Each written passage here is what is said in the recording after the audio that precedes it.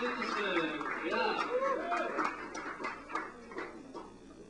So we have Richard's going to do the MC on Friday. Who wants to be in charge of sound for the O1 Can? We need a volunteer to help out. Who's got their street amp set up in that vicinity that wants to help out? Oh, please talk to me really soon. Yes, could be you. Yes, good. Thanks. Anyway, Sue Davidson is here to read her poetry. She's splitting dancer's set with Roger. And let's give her a real nice warm welcome. Sue Davidson, all right.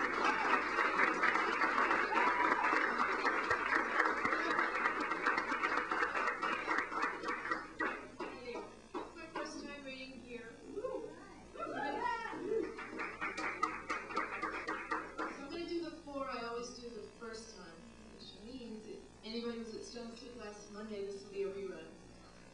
Or Mike Rawley, you know. Okay, the first one's about looking for a lost space. It's called Please Don't. I don't want you there, where empty facades jut upward, barren boxes aiming toward a heaven, for burned out artifacts of factory glory and asphalt stretches of heydays ago.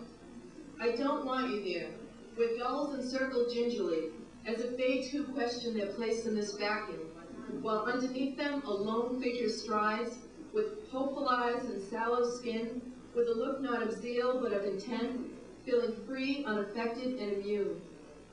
Please don't go there, where color is a mesh of sickly hues, too somber to even be gray, beige, or brown, where nothing is prominent but the absence of light, save for the sparse shoots of flax which sprout like grisly chin hair on withered bodies of brick and wood. To create, you say, and it comes from down deep. A strict surrounding does inspiration breed, but unanswered attitude whips around us, and comprehension escapes me as you seal this fate.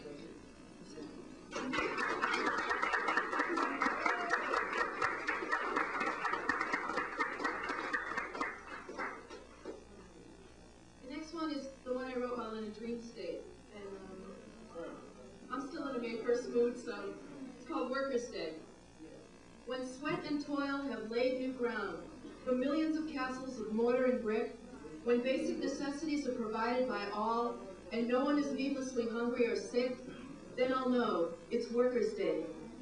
When the fruits of effort are harvested fully, and storehouses bloat with provisions galore, and profits and shares are divided in fairness, so all have the same, no less and no more, then I'll know Workers' Day is here.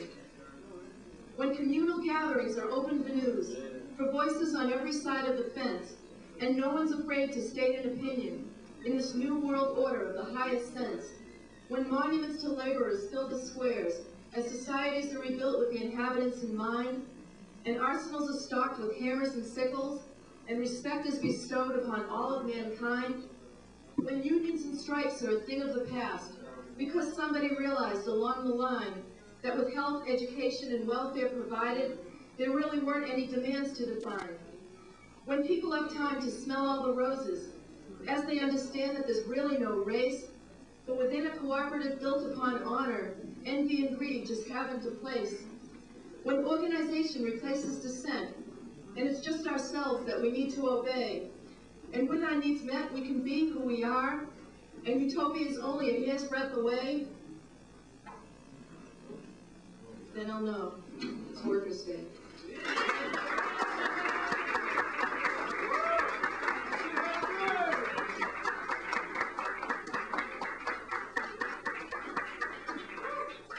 That was a few late in social. Next one's called City Folk, and some of whom you may know. My neighbor said, "You sound too happy for a rainy day." I replied, "The sun's always somewhere, you just have to look for it." So he didn't seem to hear me, and I went on singing, but now I noticed the rain. Bill said, "Sue, I had a Jacksonian seizure in Davis Square today. I asked a woman to call a cab for me, but she hardly answered. I hung up and thought, I now know what a Jacksonian fit is. I took the T to Park Street, and as I looked at the faces around me, I wondered, was this the Red Line or a train to Auschwitz? Richard told me he had gotten laid off.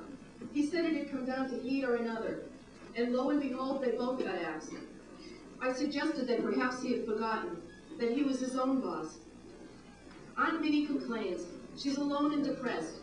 She doesn't remember all the people she pushed away when she was younger. I live inside my head. I'm guilty of letting my countenance rule me. Where it's in to be morose, I'm an outcast. Where it's hip to turn away, I'm a geek. And where it's cool to be aloof, I'm a hopeless nerd. My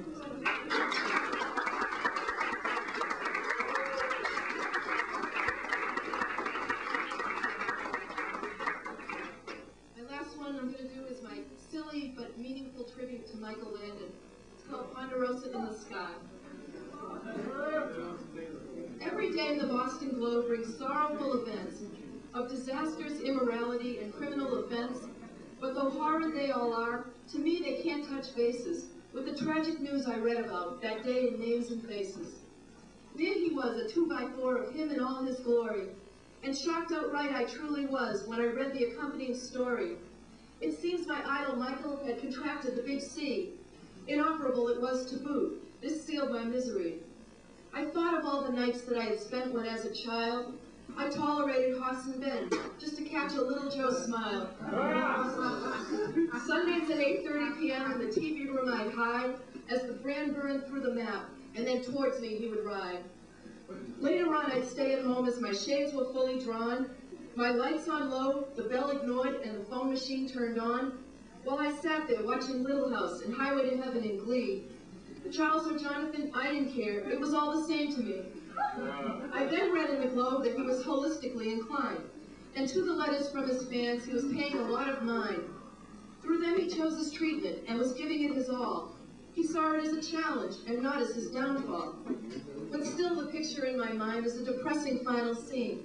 And if the worst should happen and he's taken from my screen, then at the very least I'll know that he'll meet up with Hoss and Ben. And at the Ponderosa in the Sky, they'll ride together once again.